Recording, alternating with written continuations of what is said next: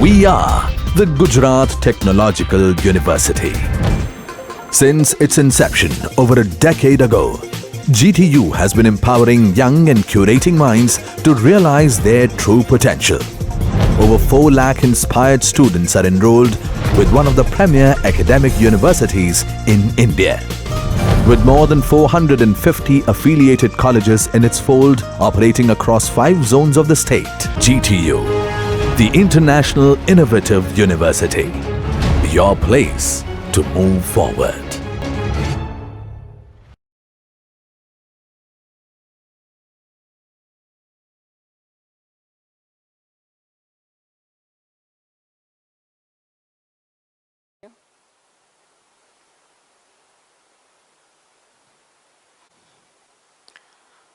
Now second topic, matrices.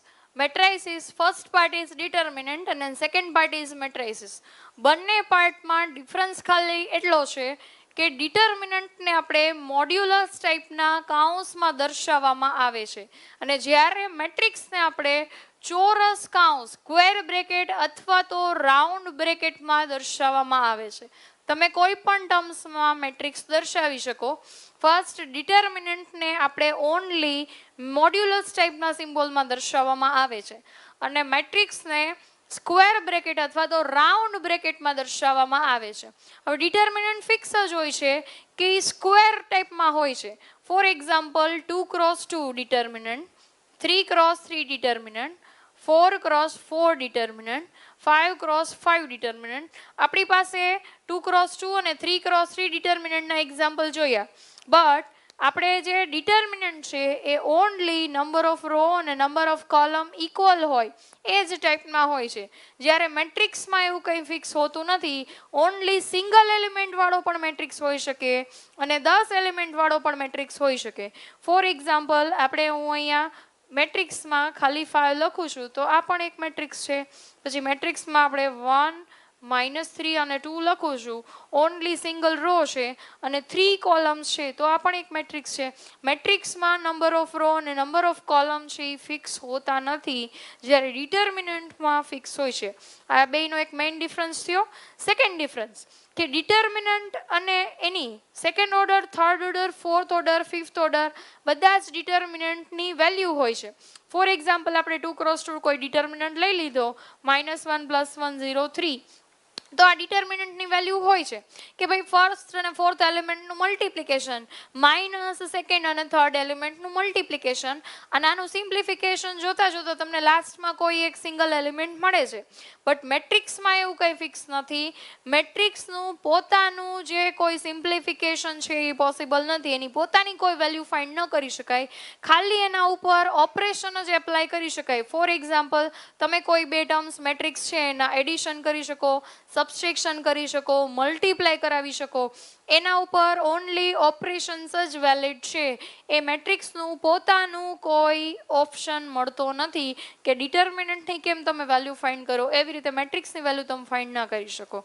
એટલે બેમાં main difference આમાં ઓનલી નંબર ઓફ રો અને નંબર ઓફ કોલમ ઇક્વલ હોવા જોઈએ.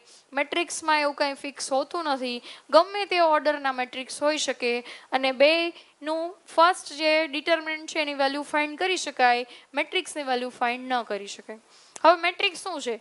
તો ધારો કે હું આવો કોઈ સિંગલ તમને એક 5 એલિમેન્ટ વાળો મેટ્રિક્સ લઈ લીધો છે. સિંગલ એલિમેન્ટ અને એલિમેન્ટ છે 5. તો એમાં આપણે રો અને કોલમ ગણીએ તો ફર્સ્ટમાં રો નંબર ઓફ રો છે 1, નંબર ઓફ કોલમ છે 1. તો એ ડિટર્મિનન્ટનો ઓર્ડર થયો number of row 1, number of column is 1. First જે આપણે 1 લખ્યો છે એ નંબર ઓફ રો માટે છે અને સેકન્ડ જે લખ્યો છે એ નંબર ઓફ કોલમ માટે છે. એવી રીતે આ બીજો જે મેટ્રિક્સ લખ્યો છે એનો આપણે ઓર્ડર લખીએ તો નંબર ઓફ રો આપણી પાસે નંબર ઓફ રો કેટલી છે? Only single row number of row is 1 and number of column, column માટે ટોટલ તમને કેટલા એલિમેન્ટ્સ આપેલા છે? અલગ અલગ 3. તો ફર્સ્ટ કોલમ, સેકન્ડ કોલમ અને થર્ડ કોલમ. તો આપણી પાસે કોલમ થઈ 3. First row, third column, 1 row અને 3 કોલમ આપેલી છે. તો સેકન્ડ મેટ્રિક્સનો ઓર્ડર આપણી પાસે થયો 1x3. 1 માર્કના MCQમાં તમને પૂછાઈ શકે કે કોઈ એક મેટ્રિક્સ આપ્યો છે એનો ઓર્ડર શું છે? તો હવે આપણે હજી એક મેટ્રિક્સ જોઈએ કે 2, -2, 3 અને 4. તો આપણી પાસે first row, second row, first column, second column, number of row is 2, number of column is 2, તો number of row, column 2 cross 2, આ ડિટર્મિનન્ટનો ઓર્ડર થાય 2 cross 2. અને મેટ્રિક્સમાં એવું કંઈ ફિક્સ તો છે નહીં કે જેટલી રો લ્યો એટલી જ કોલમ લેવાની, બે નંબર તમે અલગ અલગ લઈ શકો. આપણે આવો કોઈક મેટ્રિક્સ બનાવો છે 1 -5 3 2 4 7, તો 4 અને 7, તો આપણે પાસે 3 રો લીધી છે, first row, second row, third row, અને બે કોલમ લીધી છે, તો 3 cross 2 આ મેટ્રિક્સનો ઓર્ડર થઈ ગયો. ગમે તે મેટ્રિક્સનો ઓર્ડર એમાં નંબર ઓફ રો અને નંબર ઓફ કોલમ સરખા હોય એવું જરૂરી નથી. એક માર્કના એમસીક્યુમાં તમને ઓર્ડર પૂછાય કે આ મેટ્રિક્સનો ઓર્ડર લખો, 4 ઓપ્શન્સ આપેલા હોય તો એમાં ઇન્ટરચેન્જ પણ થઈ શકે. તમને એવું થાય કે પહેલાં મારે નંબર ઓફ કોલમ લખવાના છે, તો આ એવો જ ઓપ્શન તમને ઇન્ટરચેન્જ ત્યાં અવેલેબલ હશે. એટલે ખાસ ધ્યાન રાખવાનું છે, પહેલો જે નંબર છે એ નંબર ઓફ રો છે, બીજો છે એ નંબર ઓફ કોલમ છે. થઈ ગયું. એવી જ રીતે ફર્સ્ટ જે છે એ order of matrix. Second topic addition and subtraction of matrix. તો ફર્સ્ટ આપણે એડિશન જોઈએ, addition and subtraction of matrix. Addition and subtraction of matrices.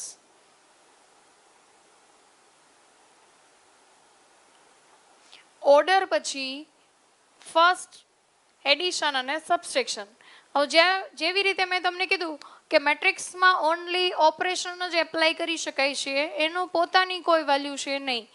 જેવી રીતે ડિટર્મિનન્ટની પોતાની વેલ્યુ ફાઇન્ડ કરી શકાય છે એવી છે નહીં. એટલા માટે એડિશન, સબસ્ટ્રેક્શન અને મલ્ટિપ્લિકેશન ત્રણેય ઓપરેશન છે એ આપણે મેટ્રિક્સ ઉપર એપ્લાય કરી શકાય છે. તો આપણે કોઈ એક મેટ્રિક્સ લઈ લઈ એ. મેટ્રિક્સ એ ઇઝ 4 -1 3 5 એન્ડ આપણે મેટ્રિક્સ બી લઈએ, બી ઇઝ 0 4 3 -2. આવા કોઈ આપણે બે મેટ્રિક્સ લીધા છે. આ બે મેટ્રિક્સમાં આપણે એડિશન એપ્લાય કરીએ, એ પ્લસ બી. તો મેટ્રિક્સનો એડિશનની પ્રોપર્ટી પહેલાં આપણે જોઈ લઈ કે મેટ્રિક્સનું એડિશન કરવા માટે જે બે મેટ્રિક્સનું એડિશન કરવું હોય એ બે મેટ્રિક્સના ઓર્ડર સરખા હોવા જોઈએ. અલગ અલગ મેટ્રિક્સના ઓર્ડર માટે એડિશન, સબસ્ટ્રેક્શન ફાઇન્ડ થઈ શકે નહીં. એટલા માટે આપણે પહેલાં ઓર્ડર ચેક કરી લઈએ. મેટ્રિક્સ એ માટેનો order first row, second row, number of row is 2 and number of column is again 2. Matrix A નો ઓર્ડર 2 cross 2 છે. મેટ્રિક્સ B માટેનો ઓર્ડર એમાં પણ number of row is 2 and number of column is 2. તો બે મેટ્રિક્સનો order સરખો છે એટલા માટે આપણે એનું એડિશન અને સબસ્ટ્રેક્શન એપ્લાય કરી શકીએ. ચાલો હવે A પ્લસ B માટે ફર્સ્ટ મેટ્રિક્સ A લખીએ. A is 4 -1 3 5. મેટ્રિક્સ બી લખીએ, પ્લસ બી છે એટલા માટે 0 4 3 -2. આ આપણે એ પ્લસ બી લખ્યા છે. ફર્સ્ટ એ પ્લસ બી ફાઇન્ડ કરવું છે.